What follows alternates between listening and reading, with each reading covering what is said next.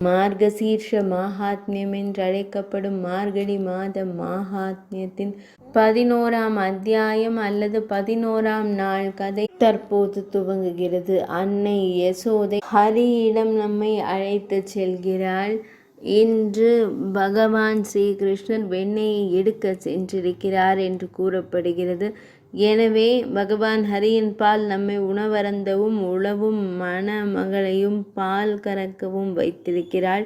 இடுப்பு துணியை நெய்பவன் யார்? நான் கானா என்ற பெயரை எடுத்தவுடன் அவரது வசீகரிக்கும் புன்னகை நம் நினைவிற்கு வருகிறது. அவருடைய அழகிய உருவம் நம் விழிகள் முன் தோன்றுகிறது.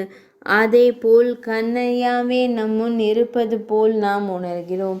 கண்ணையாவின் கருப்பு சுருள்முடி, அதாவது உதடுகளில் புல்லாங்குழலின் இனிமையான இசை, அதனுடன் ஒரு மயில் கிரீடம் எப்போதும் அவரது தலையில் அமர்ந்திருக்கும். கண்ணையா எப்போதும் தனது தலையில் மயிலிறகை அணிந்திருப்பதற்கான காரணம் என்ன? இது மிகவும் சுவாரஸ்யமான கதை. இதை தாங்கள் அனைவரும் அறிய விரும்புகிறீர்கள் என்று நம்பிக்கை உள்ளது. தாங்கள் அதை அறிய விரும்புவதால் இன்றைய இந்த கதையை நாம் எடுத்துக்கொள்ளலாம். ஆகவே முதல் பகுதியில் பகவான் ஸ்ரீ கிருஷ்ணர் என்று அவர்கள் தினமும் ஏதேதோ வரைந்து அதை எடுத்து வந்திருக்கிறார்கள். இப்போது நாம் பகவான் ஸ்ரீ கிருஷ்ணர் எப்போதும் தலையில் மயிலிறகை அணிந்திருப்பதற்கான காரணத்தை அறிந்து கொள்வோம். அது ஸ்ரீ பகவான் ஸ்ரீ கிருஷ்ணரின் லீலா காலம், அதாவது அது துவாபர யுகத்தின் காலம் என்றும் கோகுலத்தில் ஒரு மயில் வாழ்ந்ததாகவும் கூறப்படுகிறது.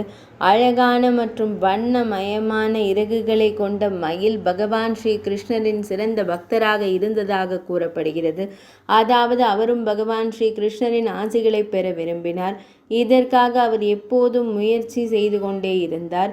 ஆனால் அவர் தனது முயற்சிகளில் வெற்றி பெறாத போது ஒரு நாள் அந்த மயில் ஒரு தீர்வை எண்ணியது. அவர் பகவான் ஸ்ரீ கிருஷ்ணரின் வாயிலை அடைவார் என்று எண்ணினார். மேலும் பகவான் ஸ்ரீ கிருஷ்ணர் வாயிலில் உள்ளே அல்லது வெளியே வரும்போதெல்லாம் அவர் தனது வாசலில் இருப்பார். அதை கேட்டு பகவான் ஸ்ரீ கிருஷ்ணர் அவருக்கு ஆசி வழங்குவார். அந்த மயிலும் பகவான் ஸ்ரீ கிருஷ்ணரின் சிறந்த பக்தராக இருந்தது. எனவே பகவான் ஸ்ரீ கிருஷ்ணரின் ஆசிகள் கிடைக்கும் வரை இந்த வாயிலில் ஒவ்வொரு நாளும் இந்த பாடலை தவறாமல் முழக்குவேன் என்று சபதம் செய்தது. மேரா ஹோய் நா சஹாரா அபிநய தேரே கோபாலா ஷாமரியா மேரே. இப்போது அந்த மயில் இந்த பாடலை ஒவ்வொரு நாளும் தவறாமல் பாடியது. சுபாசி மாலை வீழ்ந்தது. இப்படி ஒரு நாள் கடந்தது. இரண்டாவது நாளும் கடந்தது. ஆனால் பகவான் ஸ்ரீ கிருஷ்ணர் அவருக்கு தரிசனம் கொடுக்க வரவில்லை. அவர் அவரை ஆசீர்வதித்தார். இப்படியாக ஓராண்டு காலம் ஒவ்வொரு நாளாக கடந்துவிட்டது. ஆனால் பகவான் ஸ்ரீ கிருஷ்ணர் அவரது பேச்சை கேட்க வரவே இல்லை.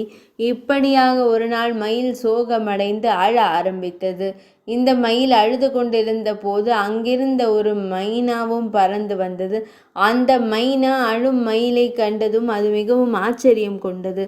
இப்போது நீங்கள் என்ன வேண்டும்? மைனா ஏன் ஆச்சரியம் கொண்டது? அதன் ஆச்சரியத்திற்கு எந்த காரணமும் இல்லை. உண்மையில் மயில் அழுததால் மைனா ஆச்சரியப்படவில்லை. மாறாக பகவான் ஸ்ரீ கிருஷ்ணரின் வாயிலில் யாரோ ஒருவர் அழுது கொண்டிருந்தார் என்பதை கண்டு அது ஆச்சரியம் கொண்டது. இந்த வழியில் மைனா அழுது கொண்டிருந்த மயிலிடம் சென்று அவன் அழுவதற்கான காரணத்தை கேட்கத் தொடங்கியது. அவள் மயிலிடம், மயில், நீ ஏன் அழுகிறாய்? பகவான் ஸ்ரீ கிருஷ்ணரின் வாயிலில் யாரும் அழுவதில்லை என்றாள்.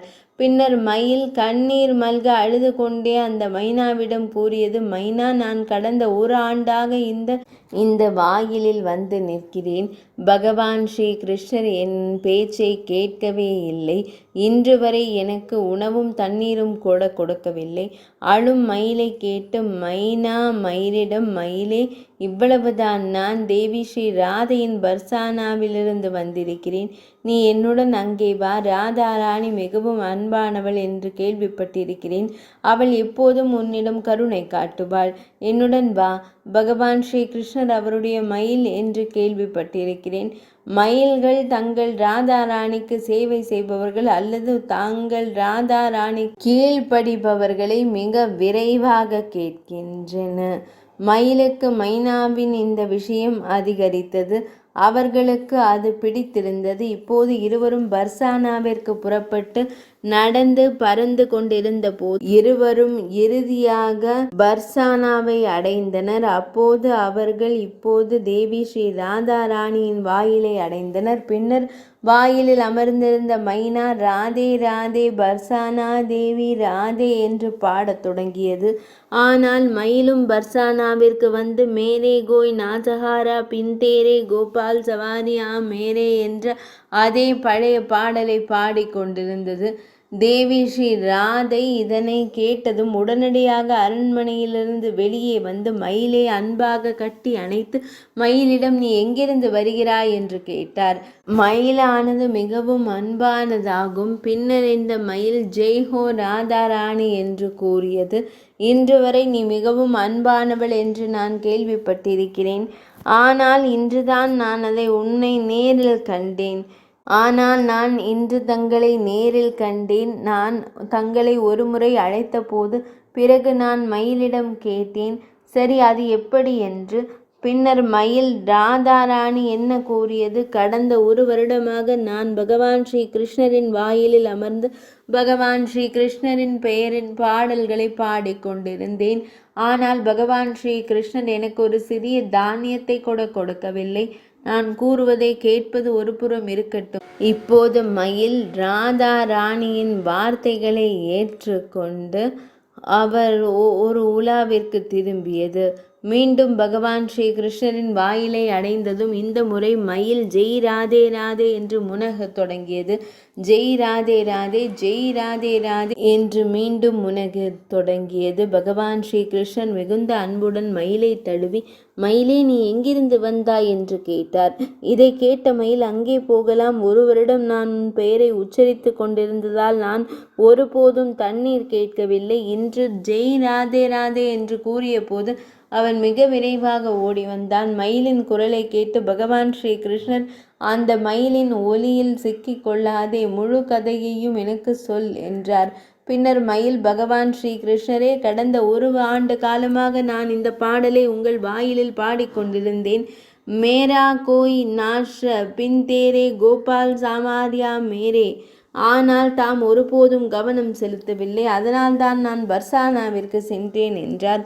பின்னர் மயிலும் பகவான் ஸ்ரீ கிருஷ்ணரிடம் அவர் பர்சானாவிற்கு சென்று தேவி ராதாராணியை சந்தித்த போதும் ராதாராணி அவரை சந்தித்த போதும் அவர்கள் கோகுலத்திற்கு திருப்பி அனுப்பியதையும் கூறியது. ஆகவே பகவான் ஸ்ரீ கிருஷ்ணர் மயிலின் முழு கதையையும் அறிந்ததும், ஒரு பறவை 1 வருடமாக என் இல்ல வாயிலில் என்னை அழைத்து கொண்டிருந்தது. நான் அதை கேட்கவே இல்லை என்பது நான் செய்த தவறுக்கு நான் மிகவும் வருந்துகிறேன் என்று கூறி பின்னர் ஆழ்ந்த வருத்தத்துடன் பகவான் ஸ்ரீ கிருஷ்ணர் அந்த மயிலிடம், மயிலே, நான் உனக்கு ஒருபோதும் தண்ணீர் அல்லது தானியம் கொடுக்கவில்லை. ஆம், நான் இந்த பாவத்தை செய்ததை ஒப்புக்கொள்கிறேன். நீ தேவி ஸ்ரீ ராதை ராணி என்ற பெயர் சூட்டிக்கொண்டாய். எனவே அது உன் அதிர்ஷ்டம். மயிலே, இன்று இந்த உலகம் இருக்கும் வரை உன் இறகு எப்போதும் என் தலையில் இருக்கும். ராதா ராணி என்ற பெயர் சூட்டும் எந்த பக்தரும் எப்போதும் என் தலையில் இருப்பார் என்று நான் உனக்கு ஒரு வரம் தருகிறேன். பகவான் ஸ்ரீ கிருஷ்ணர் இதனை கூறியவுடன் மயிலின் உடலில் இருந்து ஒரு அழகான இறகு தலையில் விழுந்தது. அதை பகவான் ஸ்ரீ கிருஷ்ணர் அன்புடன் தனது தலையில் எடுத்து அலங்கரித்தார். அப்போதிருந்து பகவான் ஸ்ரீ கிருஷ்ணரின் தலையில் ஒரு மயிலிறகு அலங்கரிக்கப்பட்டுள்ளது என்று கூறப்படுகிறது. எல்லோரும் அன்புடன் ஜெய் ஸ்ரீ கிருஷ்ண பகவான் ஜெய் ராதாராணி என்று கூற வேண்டும். இந்த மயிலின் பகவான் ஸ்ரீ கிருஷ்ணரின் கதையை உள்வாங்கியதிலிருந்தே வெளிப்படும். இதுவே பகவான் ஸ்ரீ கிருஷ்ணன் மயிர்பீலியை தன் தலையில் சூடிய கதை. மார்கசீர்ஷ மகாத்மியமான மார்கழி மாத மகாத்மியத்தின் 11ஆம் அத்தியாயமான 11ஆம் நாள் கதை இனிதே நிறைவடைந்தது.